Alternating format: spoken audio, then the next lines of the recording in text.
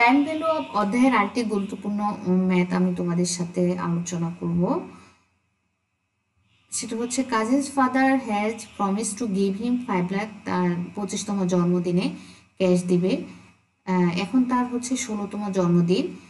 He wants to know 3 things if he decided to make annual payment. এখানে payment কথাটা আসলেই হচ্ছে এখানে আমাদের কিস্তির বিষয়টা আসে, অ্যানুয়াল পেমেন্ট যেহেতু বলেছে। তাহলে এখানে এ ইন্টু এ ফান্ড আফটার 1 ইয়ার।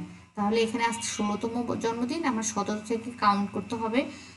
17, 18, 19, 20, 21, 22, 23, 24, 25, 25তম জন্মদিনে তার 9 ইয়ার্স হয়। তাহলে এখানে এন হচ্ছে 9 ইয়ার্স, ইন্টারেস্ট হচ্ছে 8%। আর এখানে হচ্ছে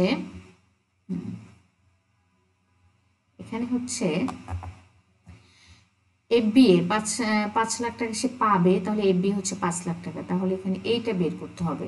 এখানে আমরা অর্ডিনারি অ্যানুইটি সূত্রটা অ্যাপ্লাই করছি, যেহেতু এখানে কিছুই বলা নেই, তাহলে এখানে at the end of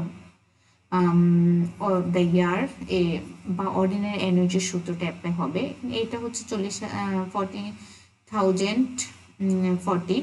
B রিকোয়ারমেন্টে বলেছে সে একটা লামসাম অ্যামাউন্ট জমা দিবে after 1 year. Let it compound annually compound ইন্টারেস্টে। How much the lump sum be, তার মানে হচ্ছে একবার জমা দিবে একবারই তুলবে। তাহলে এখানে পিবি এফবি, তাহলে এফবিটা হচ্ছে না নর্মাল, এটা কোনো অ্যানুইটি সূত্র হবে না।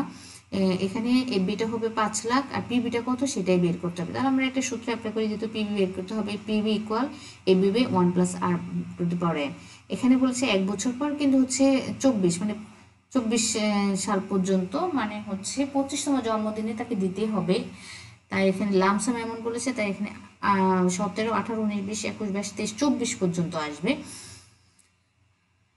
তাহলে এখানে আমাদের এখানে পিবিটা হয় 2,70,000। এখন 2,70,139 টাকা দিলে 5 বছর পর, 8 বছর পরে পাবে সে হচ্ছে 5 লাখ।